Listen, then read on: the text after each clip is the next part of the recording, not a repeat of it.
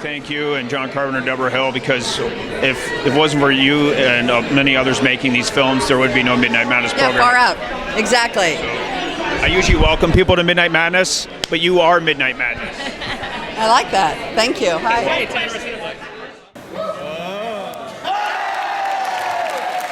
I'll get it in one last night. That is promised to you all. Welcome to Midnight Madness! This is the Toronto International Film Festival, and tonight, like every night, we are on the treaty territory of the Mississaugas of the First Credit Nation and the traditional territory of the Haudenosaunee, the Anishinaabe, and the Huron-Wendat. We are grateful for the opportunity to work with the community tonight and every night of Midnight Madness, and as long as we are on this land. Thank you! Oh, yeah. And this is the scary one, folks. I know people have been following you on Twitter, but this is the scary movie.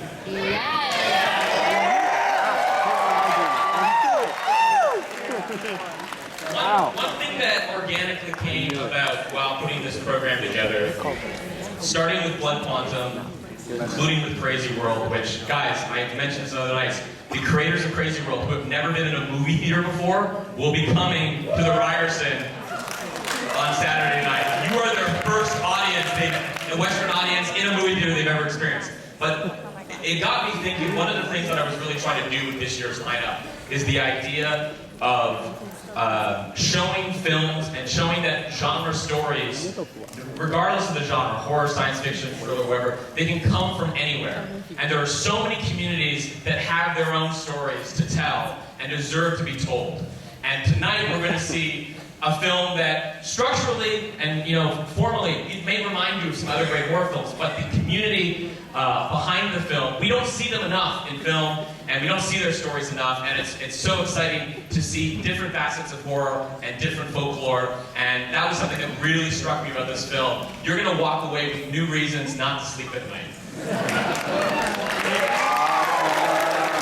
I also want to emphasize, not only is this film awesome, but its director is amazing. He has been in this audience every night. Every night he has seen the Midnight Madness film, and he is here today. Please put your hands together for Keith Thomas.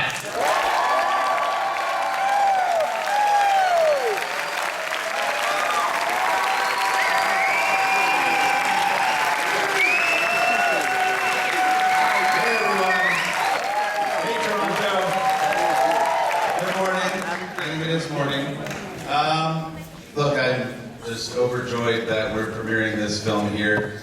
You're literally, it is a world premiere, and you are literally the first audience in the world to see this. So,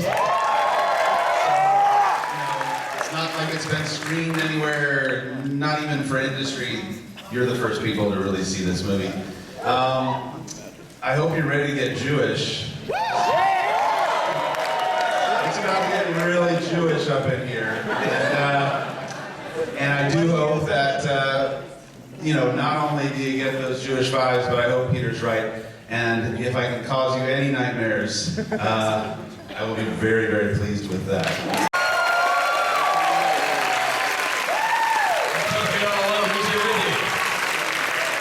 So we've got a lot of folks with us here today. We've got, let's see who's coming up first. We've got some producers. We've got Raphael Margolis and J.D. Lipschitz, as well as Adam Margolis, and jumping on stage like a monkey here is Dave Davis. Dave Davis, everyone!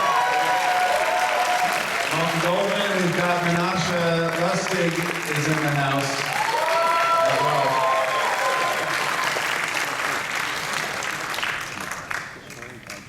well. Wherever you want. While you guys are thinking of some questions, I'm going to start things off with, there's no question why one would want to make a horror film steeped in Jewish mythology. There's so much history, there's so much culture, but specifically the Mezek, what drew you to that demon? So I knew that I really wanted to go deep into kind of Jewish theology and mythology, and Dybbuk's have been done. Like there's Dybbuk boxes and Dybbuk's here and Dybbuk's there. And there's Gollum, and that's not so scary. So I had to kind of dig deep into Talmudic literature, and believe it or not, the Mezek is real. It's a real thing. It's a demon that inhabits abandoned places. The Mazik translates as destroyer. Unfortunately, it's not very well described, so I kind of had to envision what this thing would look like and how it would function. So what kind of inspired the look? Where did you draw from? You know, the most important thing for me for these scares and their effectiveness was to root them in the character. So Dave's character, Mr. Lidbach's character, that's actually Ron Cohen, who was Lynn Cohen's husband in the film in real life. The key was, for rooting in the character, it was both of these people could not let go of terrible traumas in their past. So in thinking in that, I thought, well, this would be interesting if the demon somehow represents that in a very physical form with the head turned around backwards, always stuck facing the past, not able to move forward. Yeah, it's interesting because that's an image that you see in some Christian imagery as well, like Dante's Inferno and some depictions of hell. So very, very compelling stuff. I'd like to hear from the rest of the people in the production if they have any history or familiarity with the concept of the Mazik in their own lives, or never. We believe that some people who are scared of this, like you have, like I said, manicolia, it hits you. Mm-hmm. If you didn't afraid of them, you fight them. Mm-hmm. You have to fight it. Yeah. When writing this, when commencing production, did you find this location, or did you have to fabricate it? Because it's a pretty scary apartment. No, we got very, very lucky. This is a real place. This is a real house, and like downstairs, upstairs, all of our it. executive producer's house. In fact, he had bought it. We got incredibly lucky, and we got a pre-rehab. That's the bottom line. We had to get a pre-rehab. And an older woman had passed away in the house, and we left it exactly as it was. Wow. And then moved in and proceeded to make it more Hasidic. We had a lot of great advisors, associate producers who are here tonight, in terms of like exactly where the mezuzahs would be, exactly the color of the walls, and then make that house into what it needed to be, but all real. I also want to just call out Liz Tunkel and Michael Uzarski, who both couldn't be here tonight, but Michael did the score that you all heard, which is fantastic. And Liz was the production team, and we worked with the advisors to create the world that you guys just saw with Keith's vision, of course. Thank you. Do we have questions from the audience? I have a few more, but let's get this started. Right there. It's clear that Menashe and the writers had some exposure to traditional Judaism, but I'm curious about Keith and Dave. What exposure before making this film did you have to Orthodox Judaism? Just to clarify, he's the writer and director. And so Dave and I both have very non-Jewish names, but we both are members of the tribe. And, so, we each kind of had our own journeys into this. I became more familiar with Judaism. I grew up kind of culturally Jewish, but then started attending shul or synagogue later, and I actually went to a rabbinical school. I'm not a rabbi, but I went to a rabbinical school and I studied, and being a morbid person that I am, I did my dissertation there on monsters in Jewish literature and Jewish theology, so that's where it came from for me. I want to add something. You could learn from everyone. I grew up Orthodox and everything. I never know what a mazik is. You teach me. I know the concept, but I didn't know the name is mazik. And I was arguing with him. Mazik, maybe Dibik. He said, Dibik, something else. Oh, I didn't know. I also learned a lot during the filming of this project about myself as well.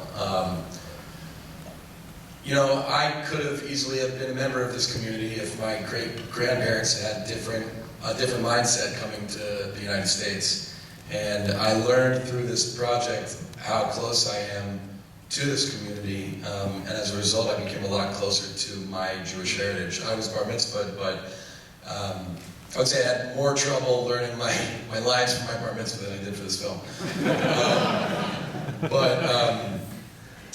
I learned how great, I'm sorry, I just saw this for the first time, so I'm still...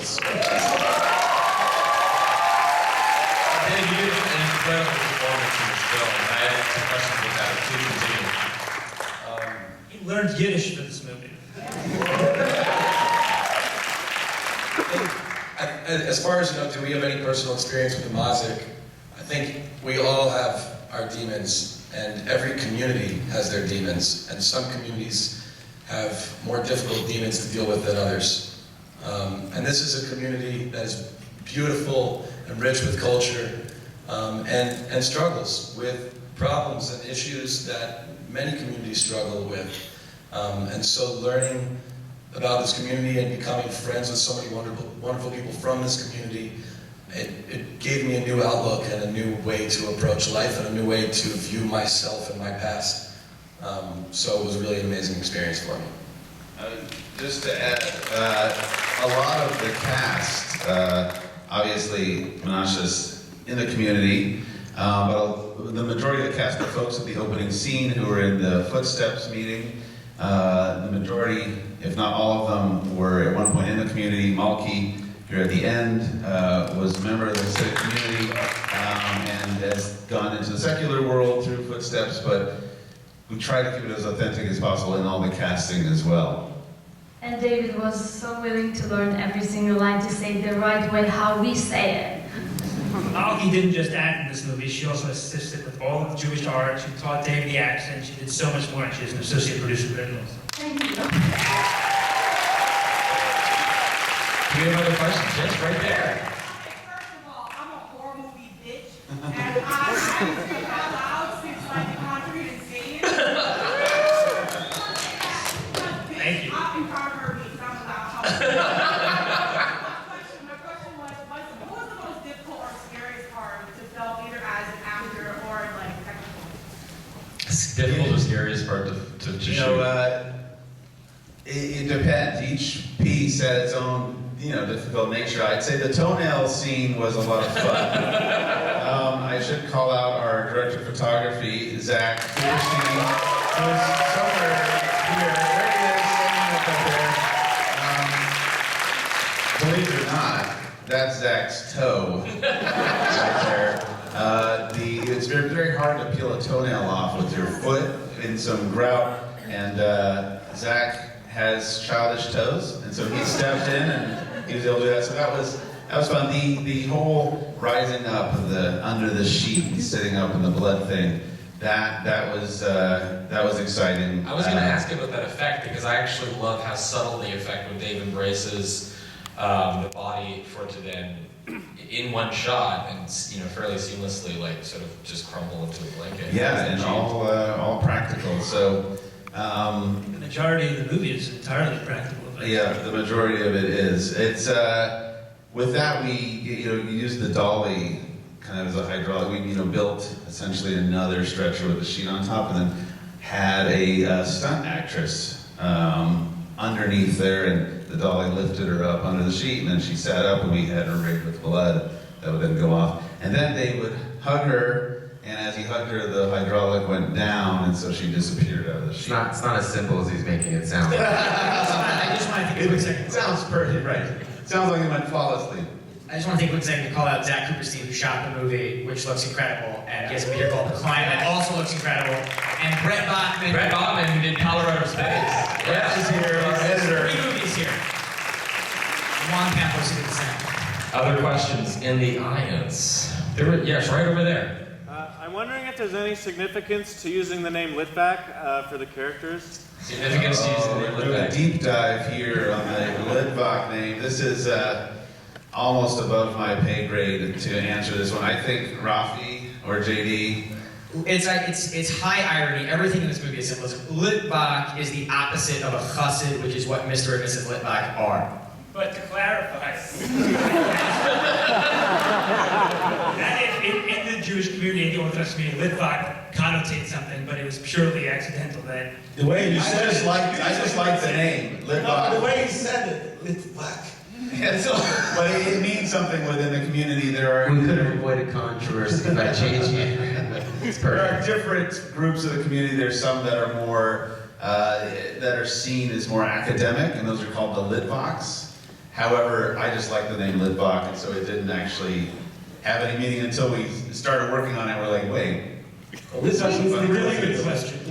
We had so many conversations and fights about that, and then everyone agreed that it fact works. So It's my last name, so I was curious. So we gotta live on here. Dave, I was so taken by your performance in this film, and there's this, the physicality of the sequence in which your bones are breaking. How did you prepare for that sequence? Well, the first night that I met Zach, actually, he and Keith were walking the house, and they were looking at the street outside the house where we filmed that.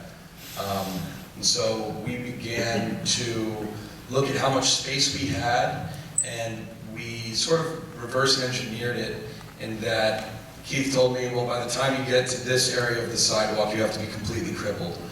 And so we had been discussing the hand.